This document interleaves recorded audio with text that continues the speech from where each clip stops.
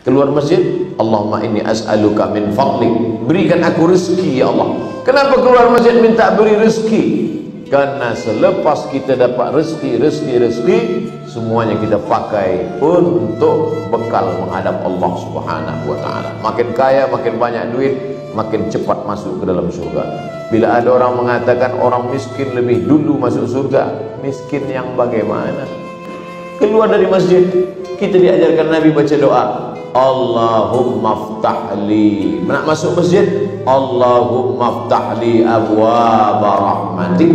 Tapi bila nak keluar masjid, Allahumma inni as'aluka min fadlik.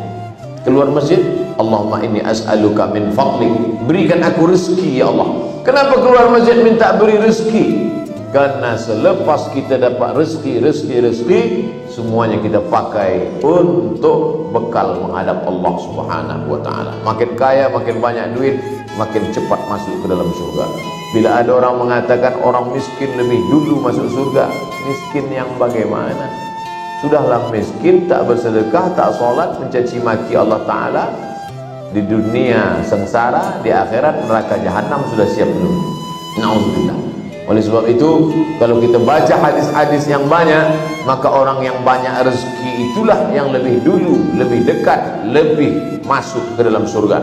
Man bana masjidan, sesiapa yang membina masjid, banallah mithlahu baitan fil jannah, dibinakan untuk dia satu rumah di dalam surga.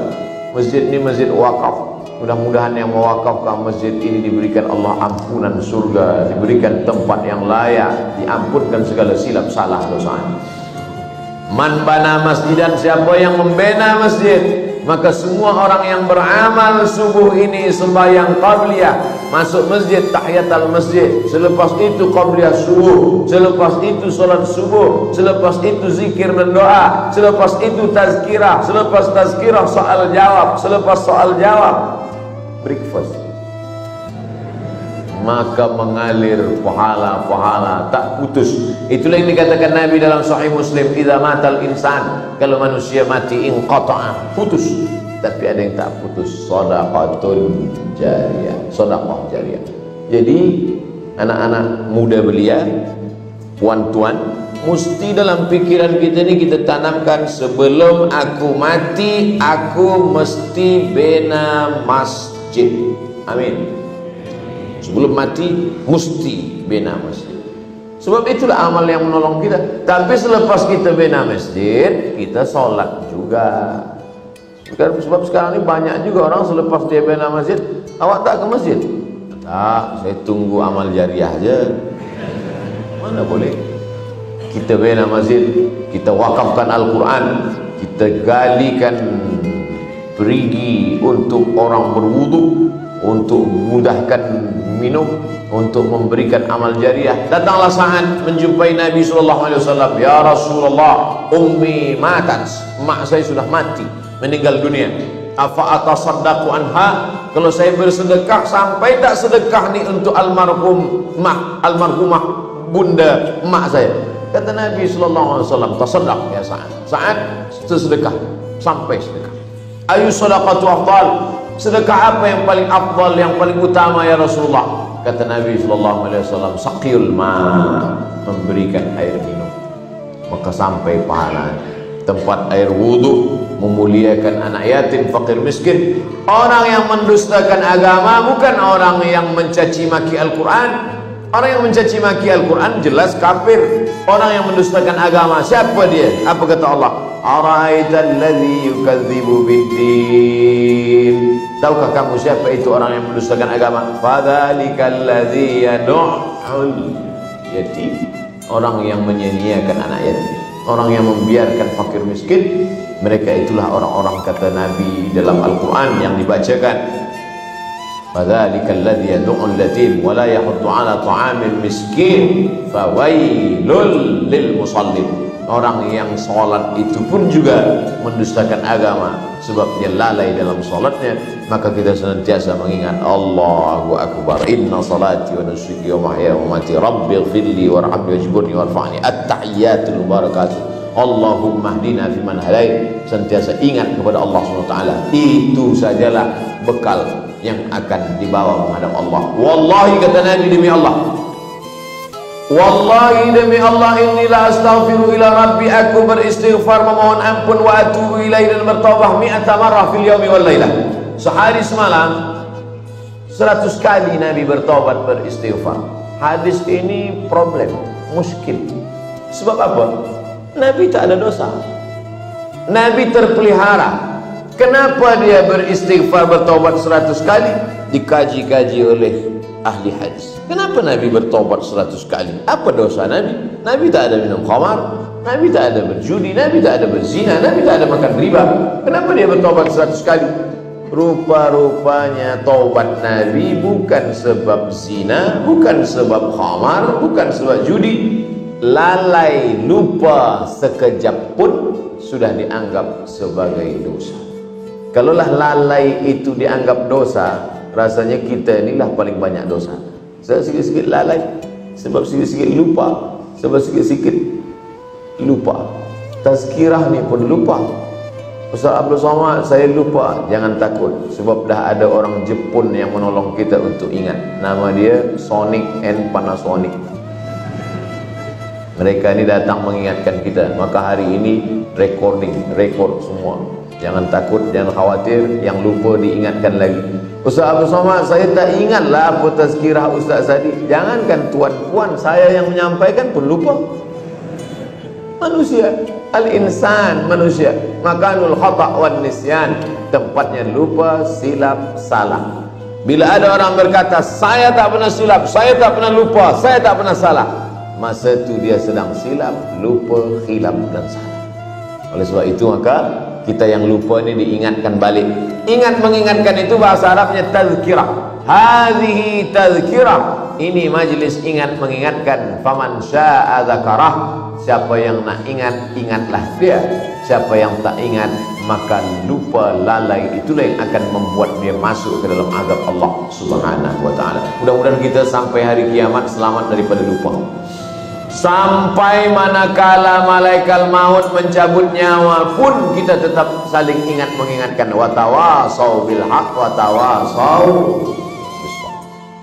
Bila ada kawan, sahabat, jiran, anak, menantu di hospital, lupa dia mengingat Allah, kita ingatkan la ilaha illallah. Yang membisikkan ke telinganya satu orang sahaja. Jangan kerana saya sampaikan hadis talqin la ilaha illallah, semua yang melawat, semua nak membisikkan. Satu orang sahaja yang berbisik ke telinga dia, la ilaha illallah. Bila nampak lidahnya sudah bergerak, suara tak ada lagi, suara tak keluar lagi, lidah pun sudah mulai masuk ke dalam pendek, tapi nampak bergerak. Bila dah nampak, diam, jangan ganggu lagi. Tapi bila dia mengigau-ngigau, dia tanya, berapa dolar sekarang? Itu usah ingat lagi, bisikkan lagi, ulang sampailah. Man kana akhiru kalamihi la ilaha illallah dakhala al-jannah. Siapa yang akhir kalamnya la ilaha illallah dakhala al-jannah. Menangislah seorang puan, meneteskan air mata, datang kepada ustaz. Ustaz, kenapa? Suami saya masa meninggal tu tak sampai ke ujung. Apa kata dia? La, mati. Sudah sampai. Innamal a'malu binniyat. Orang akan sampai sesuai dengan niat. Jadi jangan ada khawatir. Khawatir ada yang sampai la, mati. Ada yang sampai la ilaha. Kafir ni, tak bertuhan. Atheist, tak bertuhan. La ilaha, mungkin di lafaznya tak sampai, tapi di dalam hatinya sudah sampai. Karena Nabi mengajarkan laqinu mautakum, talqinkan orang yang akan sakaratul maut di antara kamu dengan melafazkan la ilaha illallah. Maka itu saja yang dapat menyelamatkan kita. Makanya belum lagi terbuka mata di Makkah, di Madinah, azan 2 kali. Azan pertama 1 jam sebelum azan subuh masuk. Selepas itu azan diingatkan kita, asyhadu an la ilaha illallah. Terbuka. Dan bayi, anak yang baru lahir pun itu juga yang membuka matanya saat di telinga dibisikkan asyhadu an la ilaha illallah. Dan orang yang mati pun itu juga yang dibisikkan ke telinga dia, la ilaha illallah. Belum ada rasanya orang Brunei yang lahir dibisikkan ke telinga, aku akan kirim engkau ke UK. Dan itu nanti. Sekolah ni penting, nak belajar ke Kahirah, ke UK penting, tapi yang paling penting adalah mati dalam keadaan la ilaha illallah. At-tahiyatul mubarakatuh salawatut thayyibatu lillah. Assalamu alayka ayyuhan nabiy wa rahmatullahi wa barakatuh. Wassalamu alayna wa ala ibadillahi shalihin. Asyhadu an la ilaha illallah. Dalam mazhab Syafi'i, telunjuk naik masa lafaz Allah. Mulut menyebut Allah, hati mengingat Allah, mata menengok telunjuk, maka kuatlah dia. Asyhadu an la ilaha illallah. Mazhab Syafi'i. Adapun mazhab Maliki bergerak dari awal hingga akhir. At-tahiyatul mubarakatuh. Bila ada yang bergerak mazhab Maliki, usah tengok telunjuk dia, tengok telunjuk kita. Rosak hati kita gara-gara itu. Menguatkan hati adalah dengan berzikir. Karena itulah yang kita bawa. Selepas la ilaha illallah, apa kata Tok Imam, apa kata Tuan Guru? La ilaha illallah Muhammad Rasulullah SAW kalimatu haqqin alaiha nahya. Dengan itu kita hidup. Wa alaiha namutu. Dengan itu kita mati. Wa biha nub'atsu. Dengan itu nanti kita akan dibangkitkan di padang mahsyar. Makanya selalu dibacakan doa, Allahumma ahyina bil iman wa amitna bil iman. Hidupkan kami dengan iman, matikan kami dengan iman. Wa akhrijna minan dunya ma'al iman. Keluarkan kami dari dunia ini, masuk ke alam barzah dengan iman. Wa adkhilnal jannata ma'al iman. Masukkan kami ke dalam surga membawa iman. Iman yang mana? At-tasdiqu bil qalbi, hatinya meyakini, wal iqraru bil lisani, dilafazkan dengan lidah, wal amalu bil arkani, diamalkan dengan tangan, badan, mata, telinga, kaki. Allahu akbar. Itulah bekal menghadap Allah Subhanahu wa taala sampai akhirnya wasiqal ladzina taqaw ilal jannati zumara. Wasiqal ladzina taqaw rabbahum ilal jannati zumara. Orang-orang yang sudah beriman, beramal soleh itu nanti akan dibawa oleh malaikat ke pintu surga. Sampai di pintu surga, apa kata malaikat? Salamun alaikum, selamat bagi kamu, tibtum, kamu sudah berbuat baik. Fadkhuluha khalidin, maka masuklah kamu ke dalam surga. Mudah-mudahan kita termasuk dalam golongan itu insyaallah. Idza sa'altumullaha fas'aluhul firdaus. Kata Nabi, kalau kamu berdoa kepada Allah, mintalah surga jannatul firdaus, surga yang paling tinggi. Ini ada orang sekarang masuk, ya Allah, masukkan aku ke dalam surga yang paling bawah pun jadilah. Nabi tak suruh macam itu. Idza sa'altumullaha fas'aluhul firdaus. Tapi ada pula orang yang dia rasa diri dia tak layak, maka dia berdoa, ilahi lastu lil firdausi ahla wala aqwa 'alan naril jahim. Ilahi Allah, lastu lil firdausi ahla, aku rasa-rasanya tak layak untuk masuk dalam surga. Kalau tak layak masuk surga, masuk neraka lah. Wala aqwa 'alan naril jahim, tapi aku tak kuat pula masuk neraka. Itulah syair Abu Nuwas yang selalu dibaca, ilahi lastu lil firdausi ahla. Ya Allah, aku tak layak masuk surga jannatul firdaus. Wala aqwa 'alan naril jahim, tapi aku rupanya tak kuat juga masuk neraka. Kalau gitu kau masuk surga, aku tak layak. Kalau gitu kau masuk neraka, aku tak sanggup. Jadi kau nak ke mana? Nak ke surga aja. Begitu cara dia merayu Allah Subhanahu wa taala, meminta kepada Allah Subhanahu wa taala.